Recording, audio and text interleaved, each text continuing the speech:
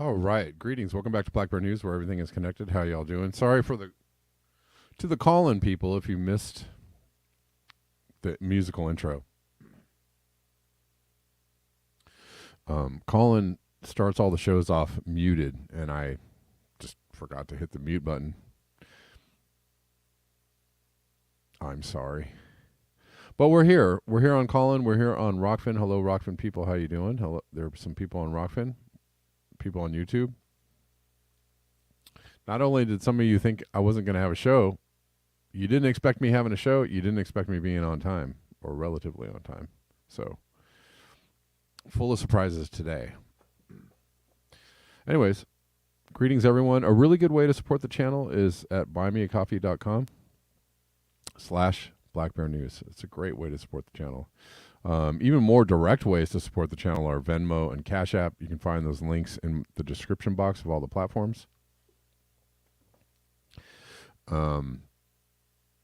If you want to donate super directly to me, those are the ways to do it. Or you can do super chats and Rockfin tips, otherwise known as super rays. Some people call them super rays. Anyways, what up, people? How are you? Let's get into some things.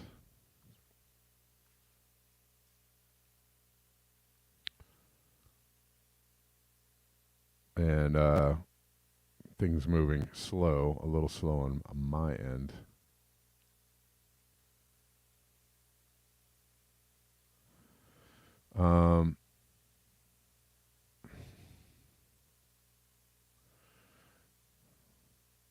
It's a Monday. We are expecting yet another atmospheric river in California, I think, starting tomorrow. Jesus.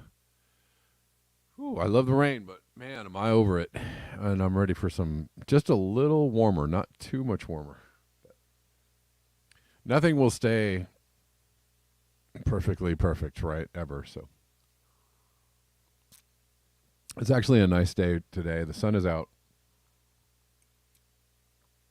So I'm predicting that it's going to feel a little warmer this afternoon, and that'll be nice because I'm probably going to go do some yard work or something like that. Lightning, I'm sorry, man. I'm sorry to hear that.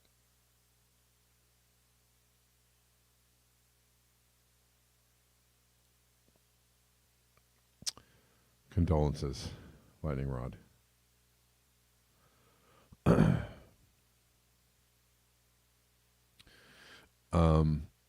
Okay. Peter Dines posting this about India, and I've been reading the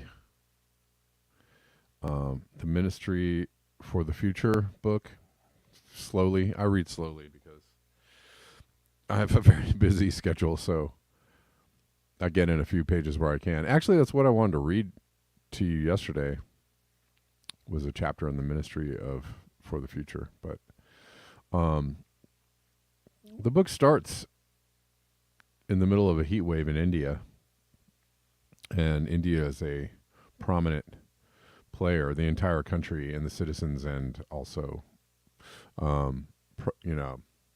oppositional groups.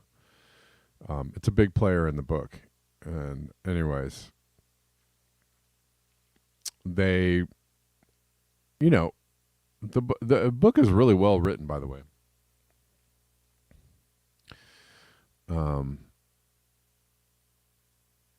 Because he really understands the nuances of geopolitical situations, power, money, economics. Money and economics would be the same, I guess. Influence, how the people might react to something like a wet bulb event where millions of people die due to a heat wave. And I don't like saying this. I'm not like super, yay, this is going to be so great. I know. But that is, I know it's very scary, but unfortunately, it is an inevitability in a warming world that we will have an event like that. And that may be the point at which people suddenly go, oh.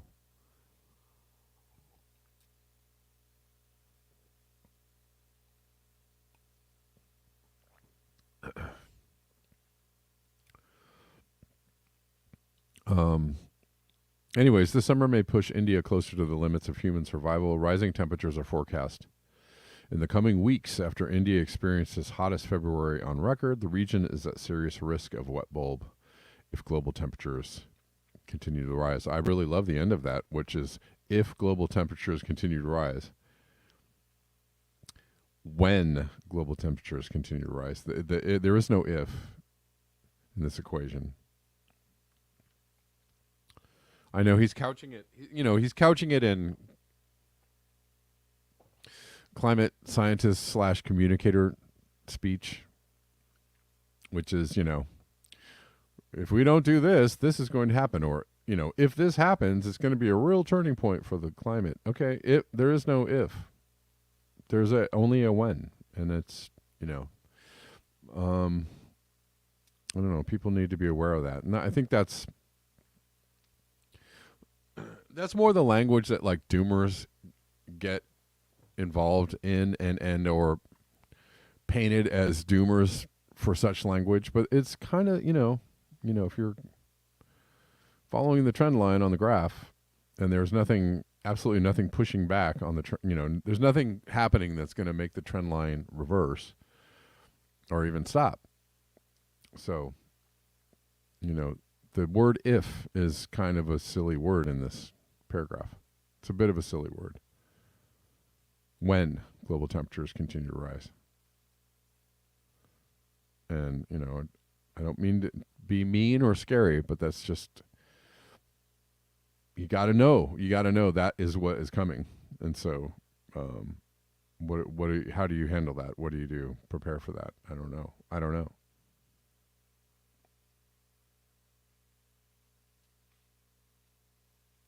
But looking at hotter temperatures all over. I mean, we just had a anomalous event in China earlier this month. Very, very warm temperatures for the time, and not a lot of people paid attention to that because they weren't wet bulb or off the charts temperatures. They were just extremely anomalous for the time period.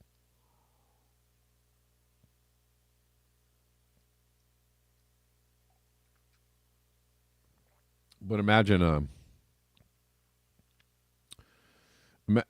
those kinds of anomalies in the hottest part of the summer, and then things would be very different, I think.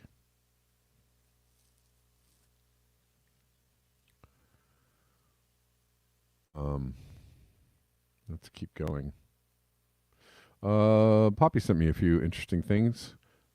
Reservoirs plan for more frequent droughts due to climate change. Interestingly, there are, there's a lot of protests going on in France, and I saw footage of this particular protest, and nobody said these are people who are concerned with the climate and what we're doing to the planet. I was like, oh, that's very interesting. They left that part out. But people are out, they're upset about all kinds of things, not just pensions. Maybe they're just upset about the way the people in power have been managing the shop. And I think that might be true.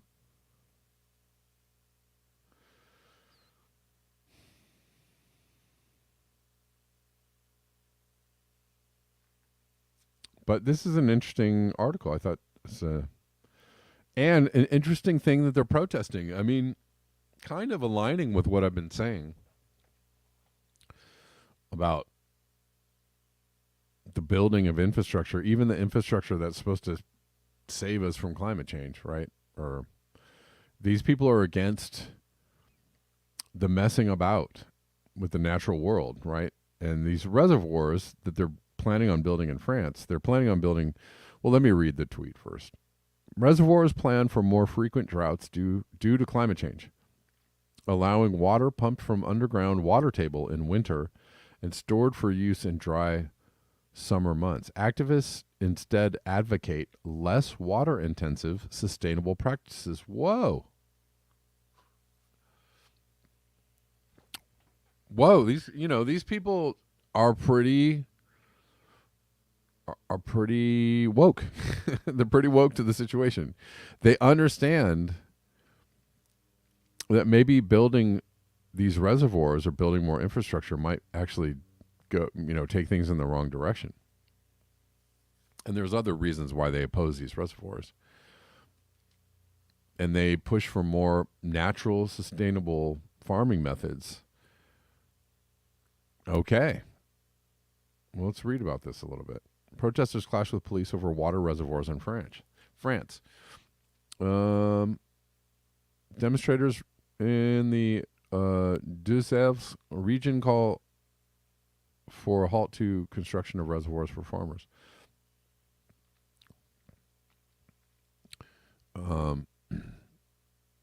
Green campaigners clashed with French police on Saturday when protesting against the construction of water reservoirs for farmers in western France. Whoa. These reservoirs are being built for farmers.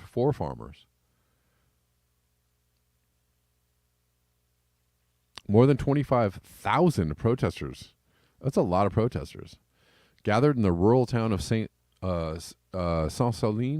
in the Deux-Sèvres department on Saturday to call on the government to stop the construction of water reservoirs for farmers to use for irrigation during the summer months, according to the NGOs that organized the protest. I missed that part first time I read this.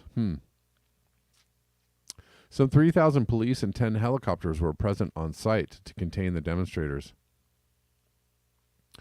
and prevent them from entering the water reservoir that is currently under construction.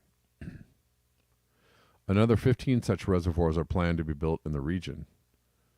15 such reservoirs are planned to be built in the region. The reservoirs are designed to help farmers faced with more frequent droughts brought on by climate change. So this is interesting. These are supposed to help people in the face of climate change. Sorry if you can't see it.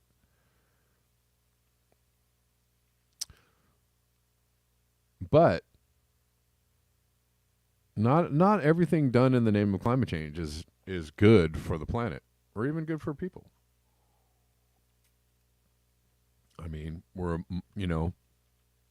mining rare minerals to use for renewable energy sources, supposedly to help the planet, but there seems to be a lot of damage in this mining operations all along the way. From beginning to end, there's damage in that operation. Activists say water is a common good, and farmers are stealing the resource. Interesting.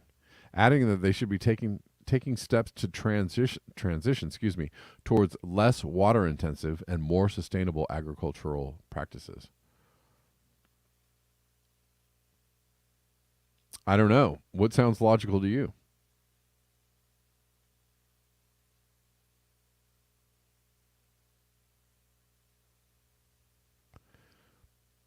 Which sounds more logical to somebody who knows a little something about climate change? Should we go for less water intensive, more sustainable agricultural practices, or should we go for building the reservoirs? Tensions between the two groups have been mounting in the last 5 years, so this has been ongoing. This isn't a new thing. It led to violent confrontations last October. Saturday's demonstration in Saint-Soline came after days of violent protests nationwide against French President Emmanuel Macron's push for unpopular pension reforms and also involvement in the NATO thing.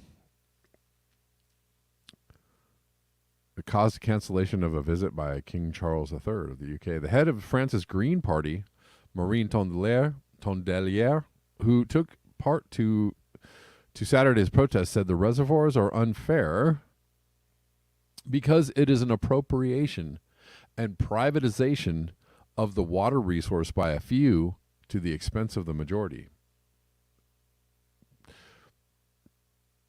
He got a point there, right? Clashes erupted between the police and the protesters in the early afternoon on Saturday, with the police firing tear gas to stop demonstrators from reaching the reservoir. This led to several people being injured and 2 police cars being burned.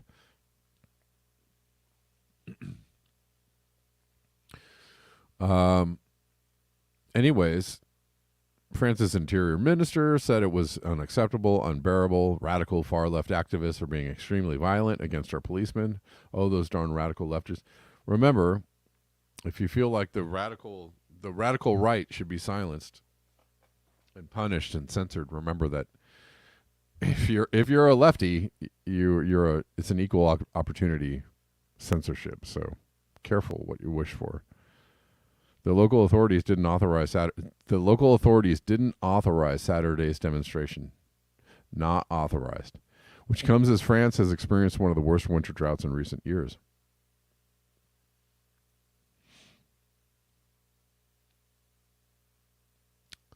Anyways,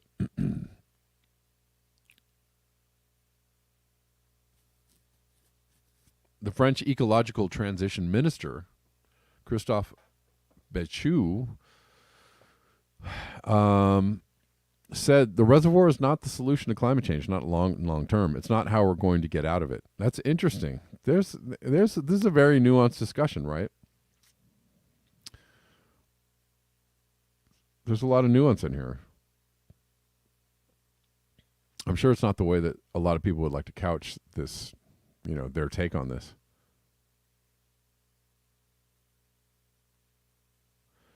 Béchu also said France's new water management plan, which will lay down measures to save water and address drought, has been finalized and it will be presented next week. He added that this plan will address the management of water reservoirs, including the Saint-Soline, where the protest took place, saying that if the underground water table is not full, there will be no authorization to fill the reservoir. Okay.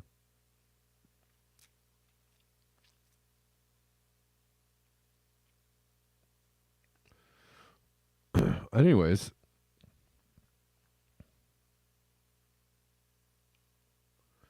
some people are against this hoarding or storing of water or controlling of water.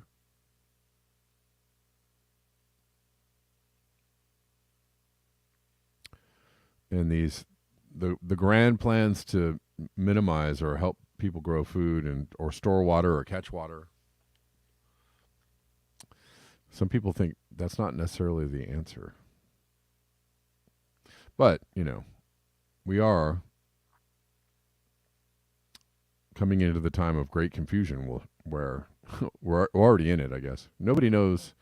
It's hard to know what's going on with anything, and people seem to be confused. Gritty is the way. Pensions and climate, same fight. No retirees. No retirees on a burned planet. Which is, kind of a,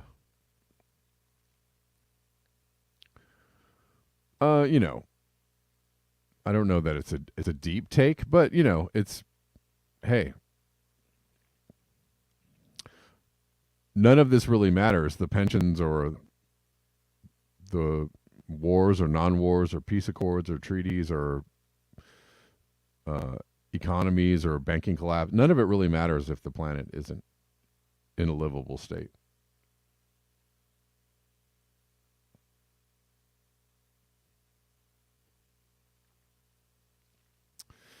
California is going to get another storm.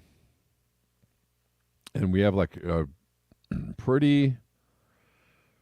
have a record snowpack, which is great. It doesn't necessarily mean it's over. It means there's a reprieve, which is good. There's a reprieve. However, snowpacks have been melting faster and faster.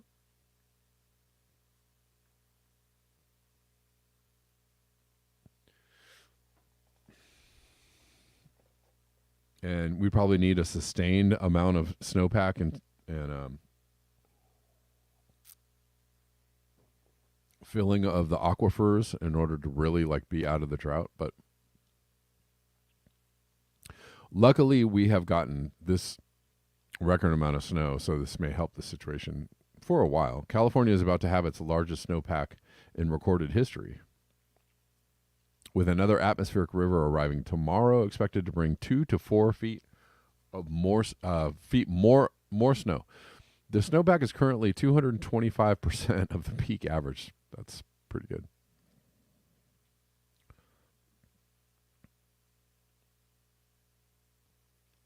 So we're at triple the peak average.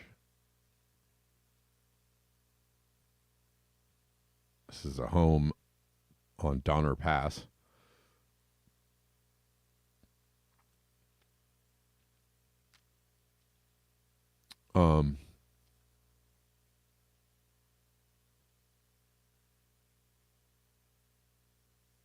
Anyways.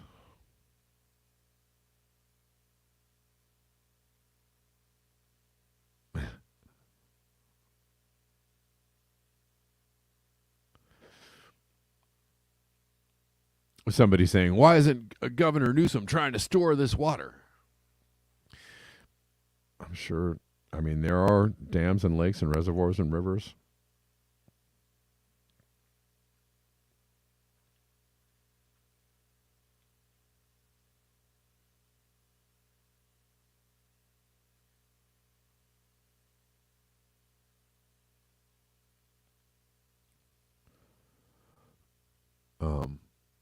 Anyways, it is a reprieve for now. We'll see. We'll see how much of the snow, makes it through the summer. We'll see. We'll see if there's problems with all the snow melting all at once when it gets really warm, which it will. It'll get really warm this summer. If that snowpack suddenly comes down the mountain all at the same time, that probably won't be good.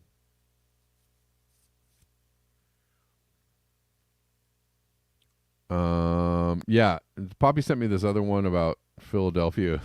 There was a chemical spill, and Philadelphia recommends residents drink bottled water, and then the next day said, no, you can drink the tap water. I don't know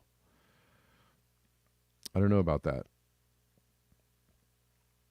The ability for the people in charge to contain the pollution, to contain industrial civilization from polluting us literally to death, is getting less by the day.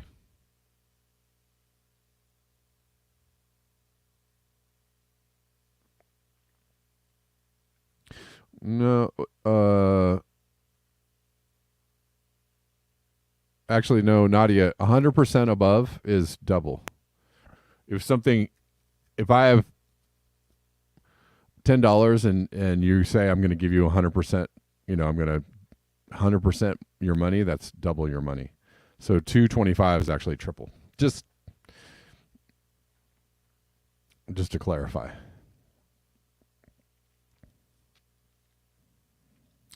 $200% above $10 would be $30. That's triple your money.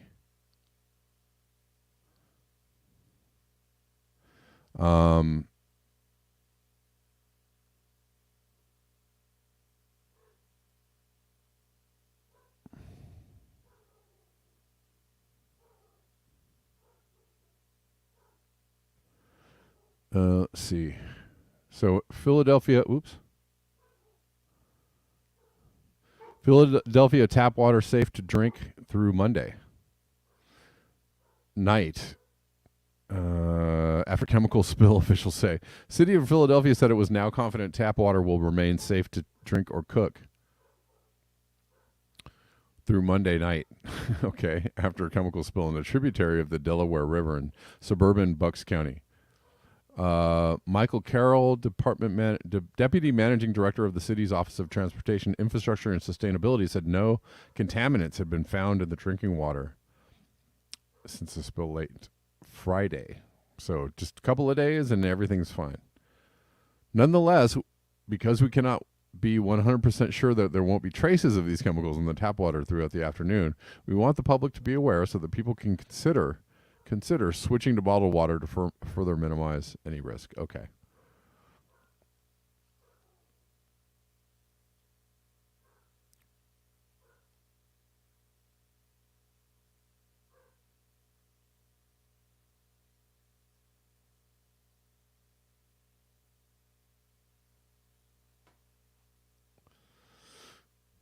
let's see.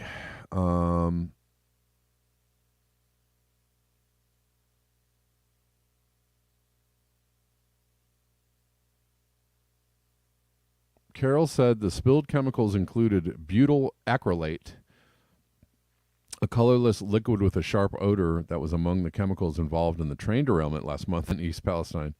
The derailment near the rural town of 4,700 people, blah, blah, blah. We know about that. The Philadelphia alert, which triggered a run on bottled water across the city, came after an estimated 8,100 gallons of latex finish material spilled when a pipe ruptured at a chemical plant. Oopsie. Trinseo PLC. Carroll said the Philadelphia Water Department became aware of the spill through an early warning system and has been monitoring and testing the water. Okay.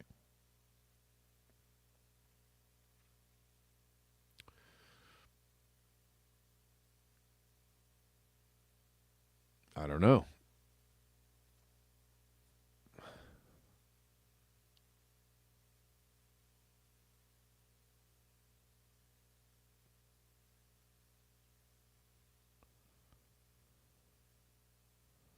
I don't know.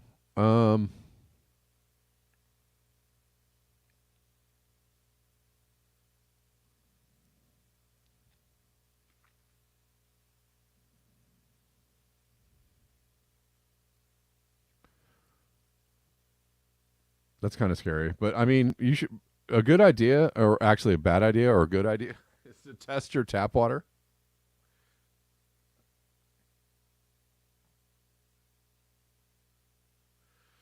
Oh, Andrew, I was talking about unauthorized protests in France. I mean, I think that most of the protests in France are unauthorized. I'm just responding to a uh, call-in listener. But we already talked about it. But I mean, those are the only protests that are worth anything. You know, authorized protests are probably not going to move the needle.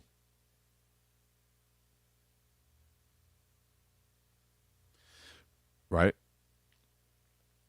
So I was actually talking about there was a protest against the building of reservoirs in France to mitigate the effects of climate change. So they wanted to build reservoirs to store water for farmers because of future drought. And there's protesters saying that maybe we shouldn't do that. Okay, I'll take this call. What's up, Andrew? How you doing? Oh, hold on 1 second, Andrew. Hold on 1 second. Give me a moment. Oh, you're good. Say something, and I just want to make sure I get you in the so that people can listen, hear you. All the audio is good? Yeah, I think so. Okay, cool. I remember last time there was like a weird echo or something on the whatever. Are you on Rockfin too and stuff like that? I'm on Rockfin and YouTube. Although I don't know that has anything to do with it, but sometimes it's glitchy. But you're good. I don't hear an echo now. Okay, cool. Well, yeah, I just was gonna comment on the burst of the pipe at the chemical plant. I guess it's, in any type of management system or economic system, there's certainly always the possibility of corruption and also just honest mistakes. Sure. But that especially under finance capitalism, I mean, I would say like capitalism broadly, but finance capitalism kind of being where the bulk of the GDP and the economic stats in the country are built around the inflation of asset prices. So bonds, securities, derivatives, Sure. real estate, things like that.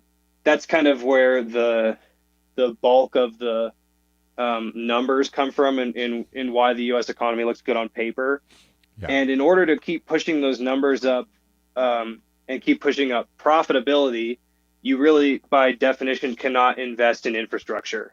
So when you have private equity or whatever other conglomeration of big spenders in the U.S. economy owning a huge chemical company, they're not even, they don't even really see it as profitable to invest in the infrastructure as a this.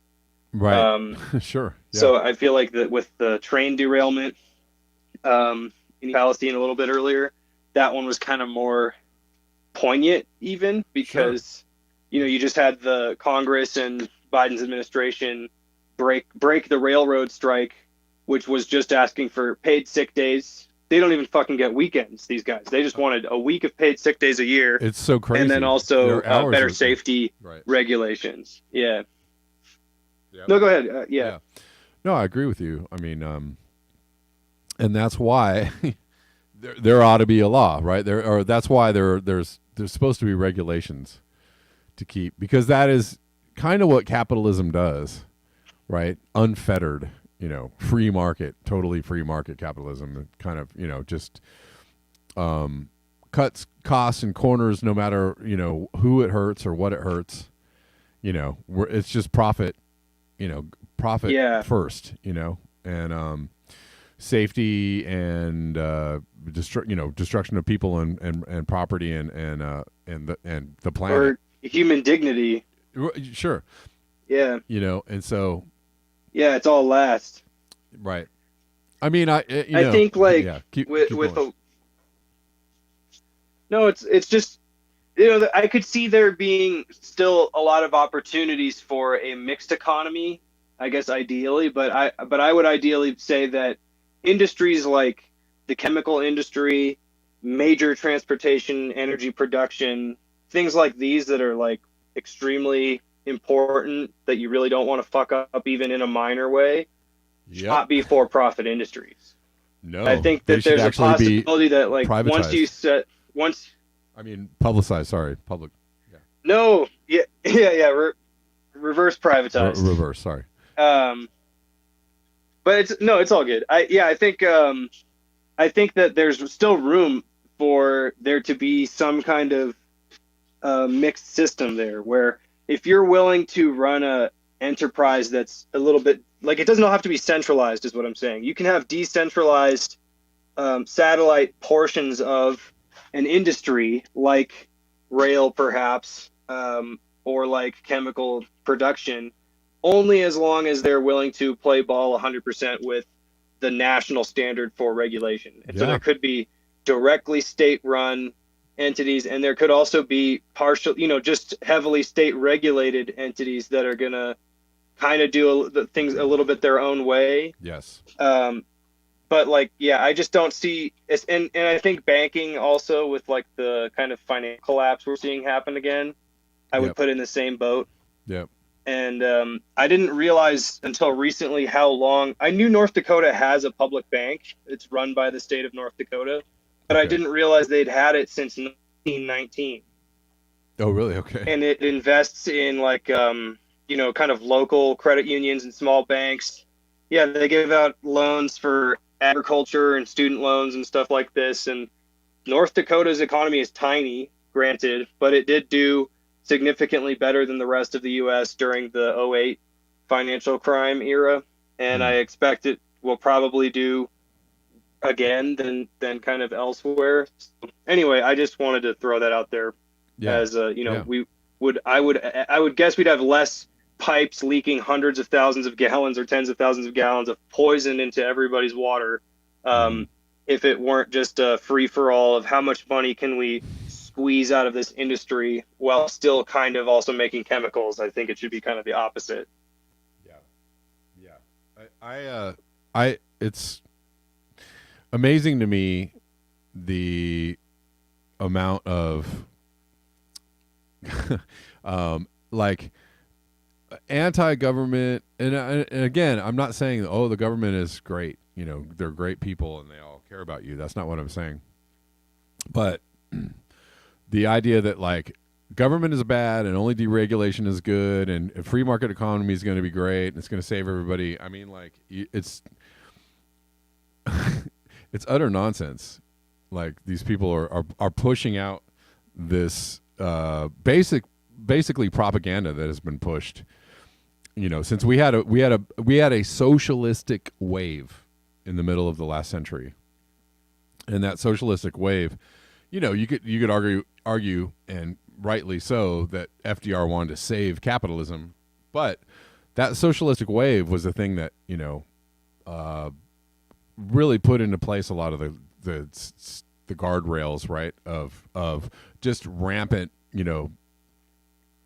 destructive, the destructive maw of capitalism, right? Like it pushed back on, whatever, child labor and just all kinds of exploitation, right?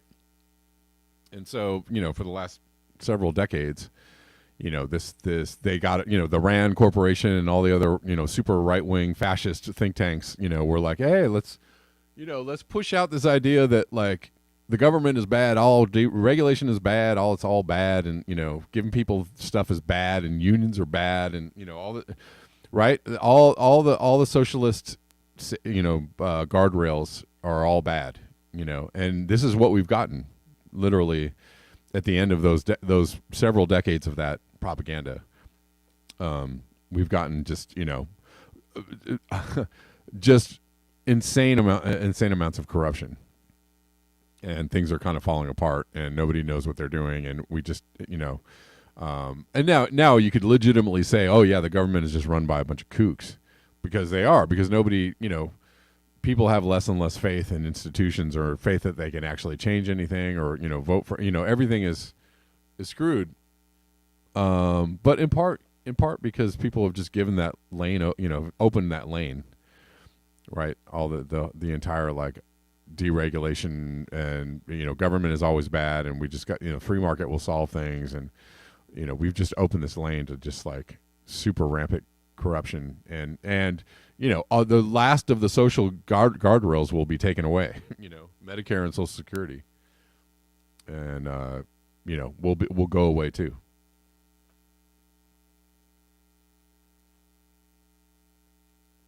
I don't know. What are your thoughts on that, Andrew?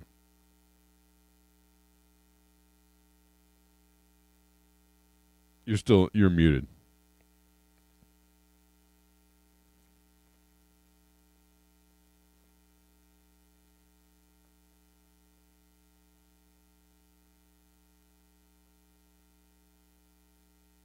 Sorry, I'm trying to read the. Sorry, guys, for the dead air.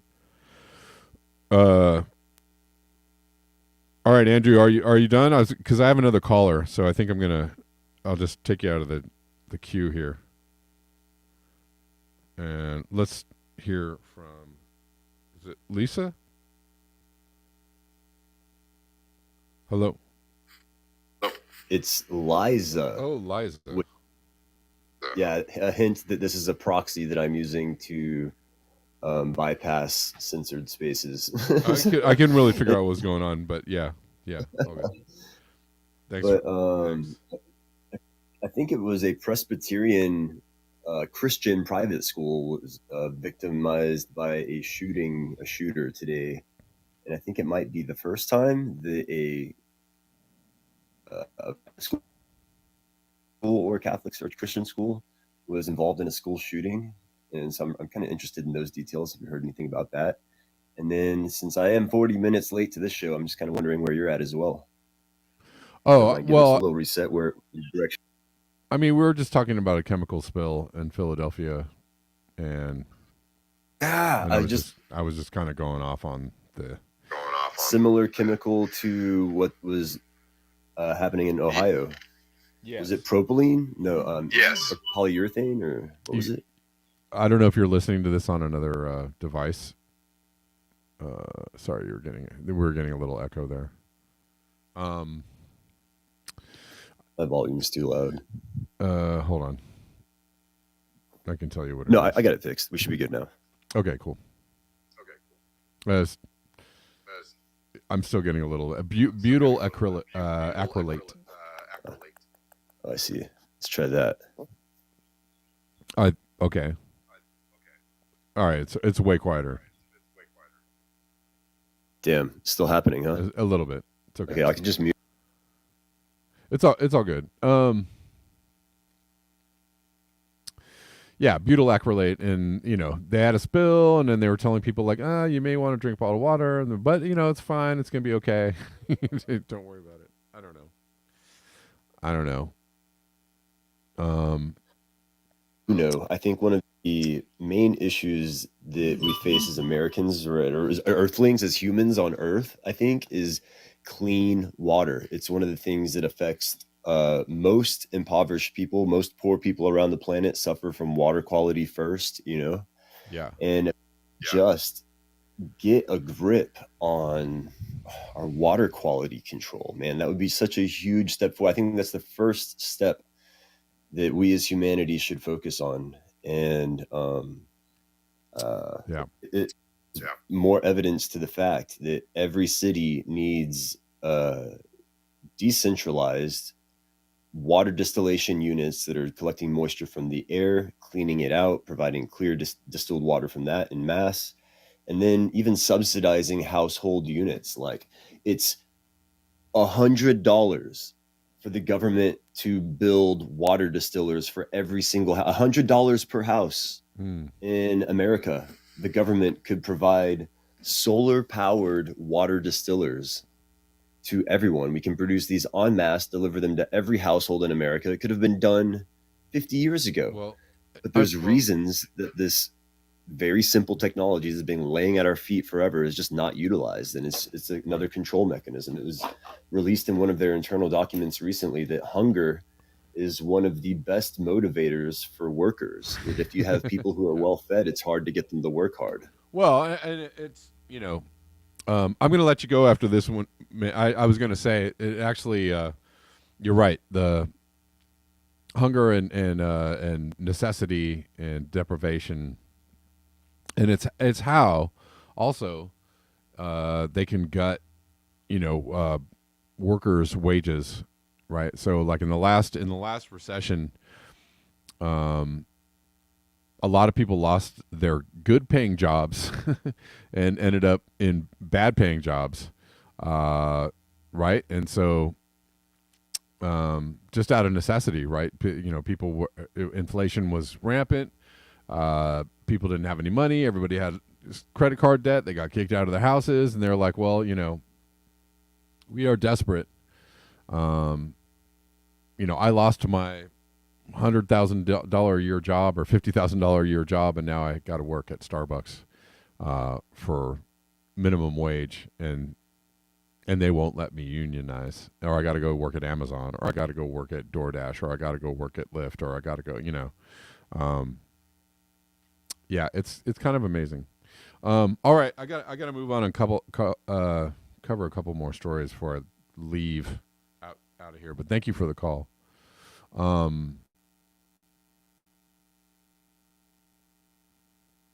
Where are we at?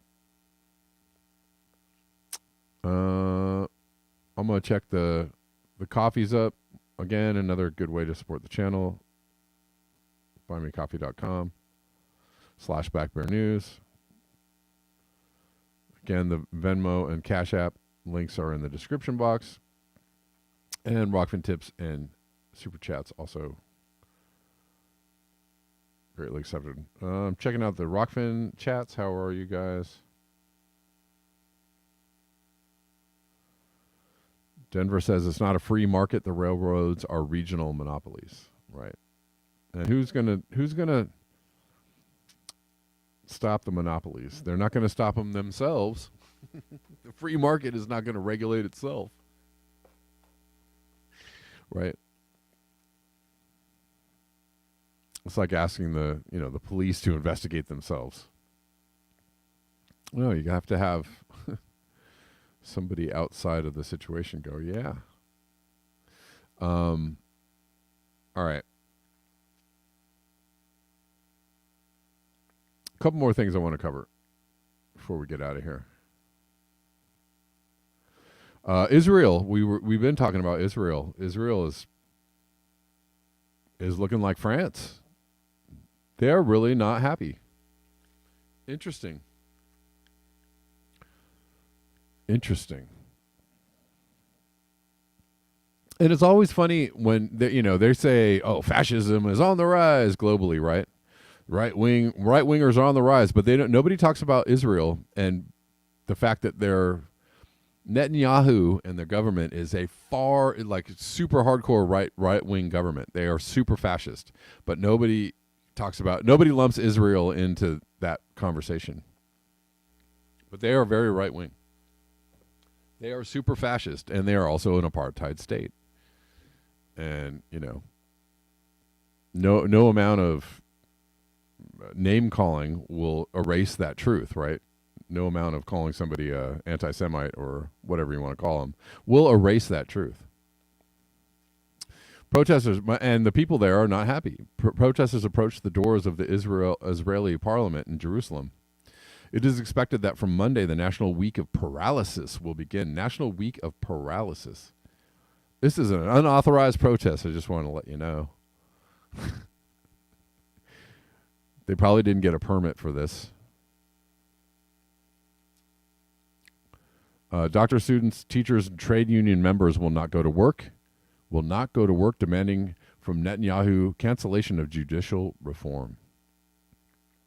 Yeah, fascism is on the rise. It's actually pretty much it is the rule as opposed to the exception of most governments now. Right? There still is, a semblance of democratic socialism in like Europe and in other countries too, but fascism is pretty much the rule now. Yes, in the US too. Yes. Yes, fascism is on the rise, and it's represented by Trudeau. It's represented by Biden. It's represented by Rishi Sunak. It's represented by Macron. Fascism. It's represented by Netanyahu. Yes, it's already here. That's the thing that you should be, and everybody who's opposed to the, the governments, whatever the governments are doing, are actually anti-fascists, right? Or they like to label it as neoliberalism, but it's actually fascism. They're anti-neoliberalism, right? And so what the people in charge like to do is call all the protesters fascists, which is not, it doesn't really matter who you're aligned with.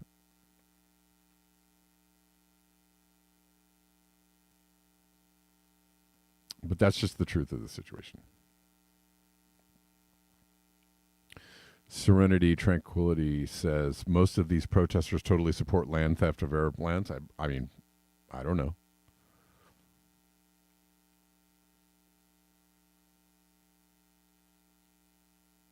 I don't know. I don't know if they support that. I wouldn't know that from looking at this. A month ago, the media, there's also, people are talking about the extra bullet says one thing about these protests is that they're still united in their hatred of Palestine. One video I saw, a person started waving a Palestinian flag and got beat up. Wow. I mean, hey. I guess everybody has their limits to what kind of fascism far right ideologies they'll support, right? Right. A month ago, the media didn't talk about the U.S. losing its reserve currency status. So there are big economic shifts going on in the world. Not only are the Western economies cratering, a month ago the media didn't talk about the U.S. losing its reserve currency status and how devastating that would be for Americans. I was laughed at for saying this a year ago. It's happening fast. This is Kim.com.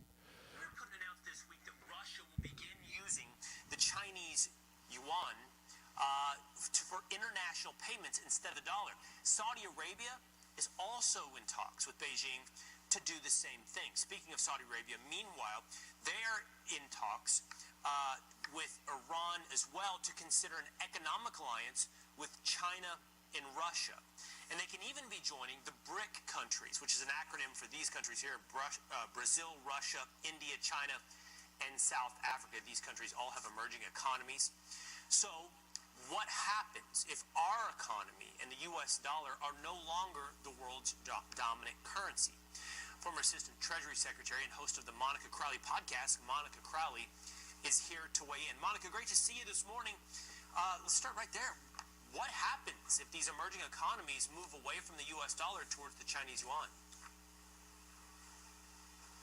Well, good morning, Will. It's great to be with you. And it's really hard to overstate exactly how catastrophic the abandonment of the U.S. dollar would be as the world's global reserve currency. Look, since the end of World War II, the dollar has been the safe place to go, and it's been backed up by a couple of things. It originally was backed up by gold, but President Nixon took us off the gold standard, so there's no hard asset backing up the dollar anymore for the last 50 years. But also it's been backed up by the strength and economic power of the United States and the fact that oil has always been traded in dollars. If that were to end, that would mean the end of the U.S. dollar. Look, there's a perfect storm happening right now, Will. The world's reserve currency, being that, having that status has been a real privilege, but we've abused the privilege by wholly reckless monetary and fiscal policies over many years, certainly over the last couple of years, which has really devalued the dollar.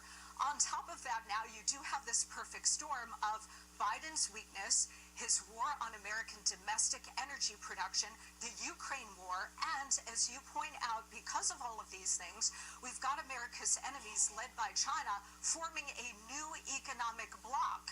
And all it would take at this point now, because we're at this pivotal moment, Will, is for Saudi Arabia, who has indicated that they're open to this, to say, you know what, we're going to be open to considering other currencies to trade in oil. If that were to happen, there would be a complete implosion of the global economic system, but certainly the American economic system. And if that were to happen, you'd be looking at sky-high inflation, just raging Weimar Republic kind of inflation. If you think inflation is bad now, just wait. But more importantly, we would lose our economic dominance and we would lose our superpower status. Monica, the world's reserve currency, you said it's a privilege for the United States for the dollar to have been the world's currency. How does that relate to each individual American? How has that changed or impacted or improved our lives throughout the last several decades? It's given the United States incredible dominance in the world in terms of the economic system and in terms of trade. It's kept prices down. So whether it's energy prices, whether it's your food prices, the entire global economic system is reliant on the safe and secure dollar. But that is no longer true, again, because we've been printing money like crazy and devalued the power of the dollar and the value of the dollar. But on top of it now, again, oil is the critical linchpin of this. If Saudi Arabia decides to join with America's enemies here and start trading oil in different currencies, that is going to undermine the entire global economic system. And here at home, you know what it's going to mean for us? It's going to mean raging inflation, so much worse than anything we have ever experienced, Will. And I'll tell you, they're setting it up so that they can then come to the rescue by introducing central bank digital currencies. If they were to do that. All right, I'm going to stop right there. But yes, central bank digital currencies, and Kim Iverson did something on that this week, and maybe this is the way that they bring to fruition the old economists' front picture of a world currency. Who knows? A digital world currency, possibly. But yeah, it doesn't look good. Creative experiments. Thanks for the the alarm bells in the chat. I really have to wrap up the show. Andrew, if you got something to say, give me 1 second.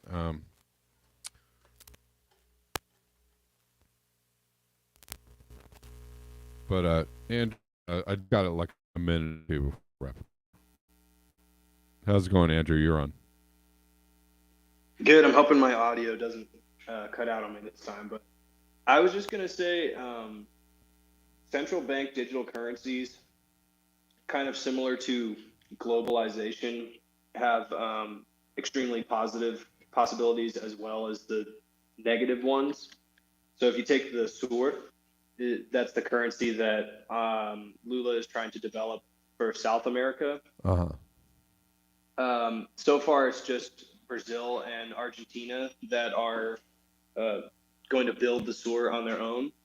And it Okay. will be a central bank digital currency that is essentially only to settle accounts between states. So it's not going to replace cash. There will still be physical cash in both countries. It's also not going to necessarily be a currency that everyone will start to earn in their paycheck.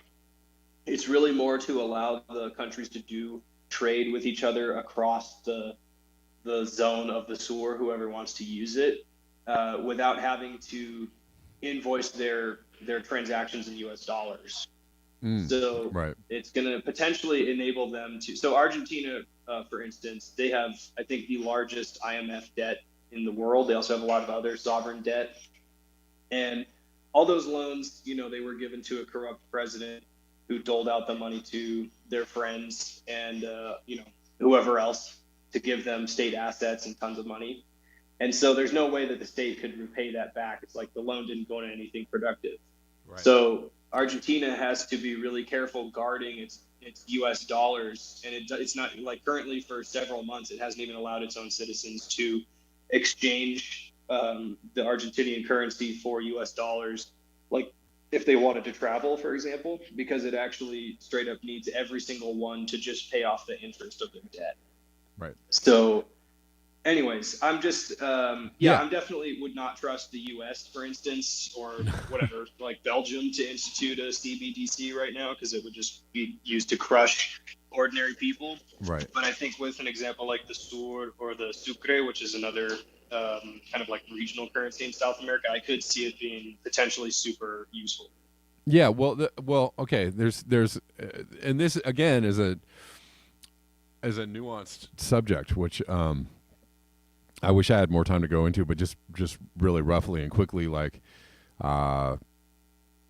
yes, the fear of CBDCs, I think, is kind of just thrown out there as it's an emotional, like, bomb, right? Oh, CBDCs are coming. They're all bad. It just depends on how it's implemented. And like, okay, if other cryptos are allowed to continue, that would be okay with me, because, I think other cryptos would probably, and that's might be doubtful, because if other cryptos don't have, potential restrictions like CBDCs, they're saying CBDCs will have, then they won't allow the other cryptos to, cryptos would be way more popular. But here's the thing too, is that, I hear people downing the idea of a blockchain, in crypto, things being on a blockchain. There is actually some benefit to it, only if people are allowed to regulate the blockchain, if it's regulated fairly, right? Like, having things on the blockchain actually reduces eventually the ability for money to disappear, or for illegal transactions to happen, or people to do weird things with money, right? Like there would be a trace of it, and that could be good or bad depending on like how you see it, right? If they're trying to track and trace everything you do with your dollar, but nobody's tracking and tracing what senators and congressmen and very wealthy people are doing with their dollars, then that's very bad. But if you can apply the idea that everything is transparent on the blockchain, there could actually be an upside to that. But anyways, also, one more thing I have to say.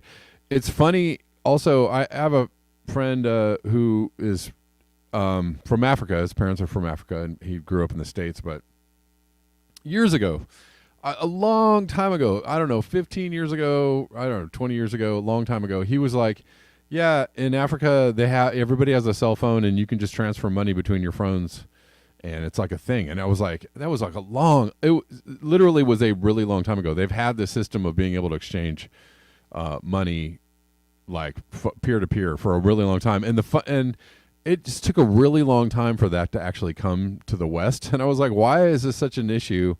Obviously, it's because they want to control it, whatever. But there were systems long ago, and there probably will be more systems like this where people will be able to, hopefully,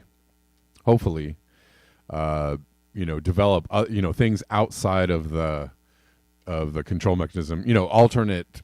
There are many blockchains, right? There are different, Solana and Binance, and there are all these different chains, and the technology is advancing very quickly. And I'm hoping that the developers stay a step ahead and develop ways for people to kind of like use cryptos and other currencies outside of the controls, right, outside of the system. And this would be highly beneficial for people to be, to have access to that kind of stuff. Right? I totally agree. I think, I've been always very skeptical of the cryptocurrencies on offer.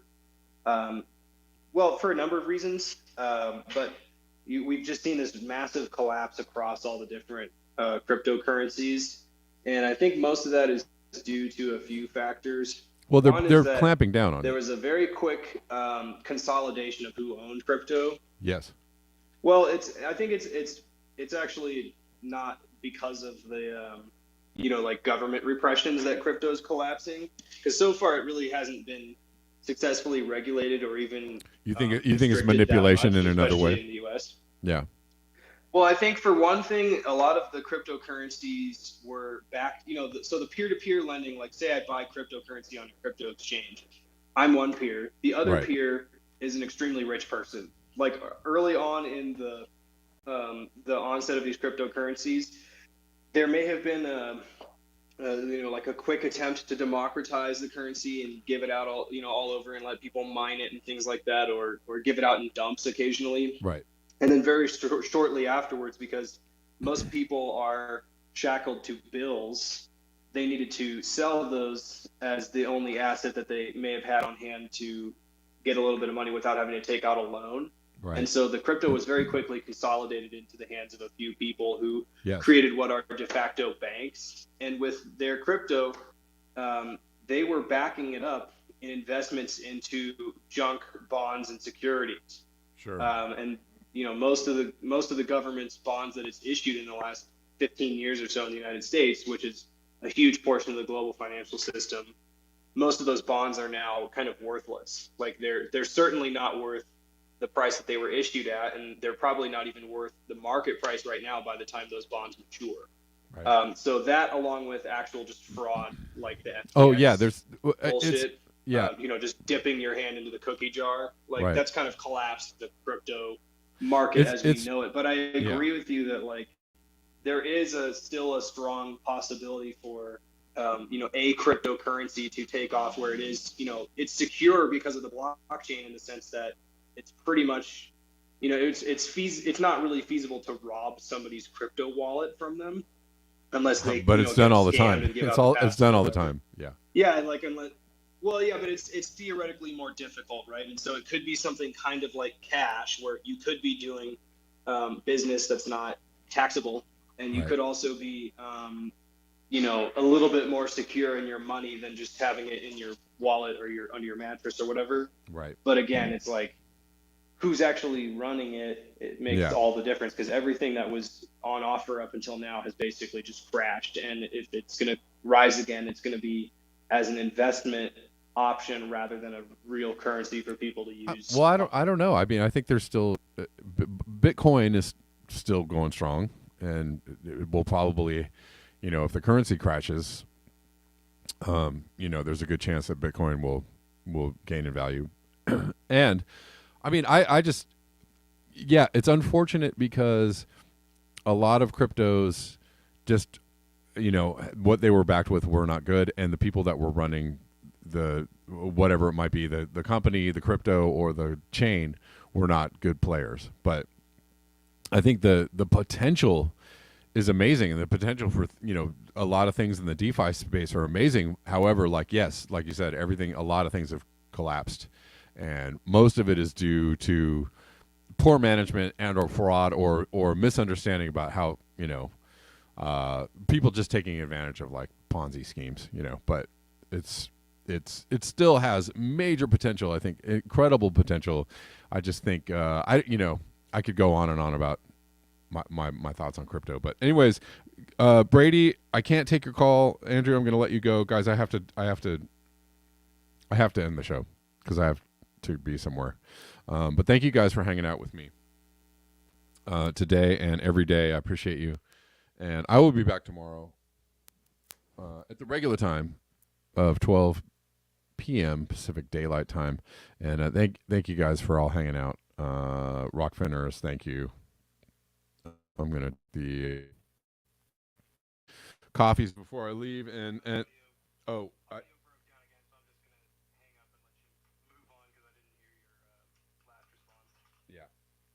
sorry about that, Andrew. Yeah,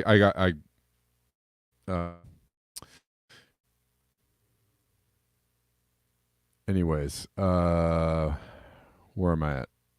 I don't know. That's it, guys. Thanks for hanging out with me. I'll see you tomorrow. Until next time, peace.